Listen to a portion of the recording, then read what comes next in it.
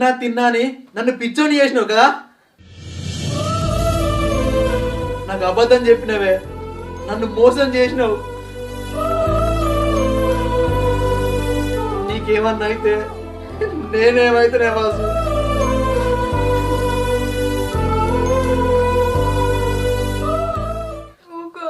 ఏడవకు, అట్లా కాదు. నువ్వేమో పనికి పోయేటోడివి, అన్నం తినకుండా పనికి పోతే పని ఎట్లా చేస్తావని నేను అన్నం తిన్నా అని అబద్ధం ఆడినా. నువ్వుకుండా రాదు. కన్నీళ్ళు వాటికావే రావే, మనసులు ఎంత బాధ ఉంటుందో తెలుసా.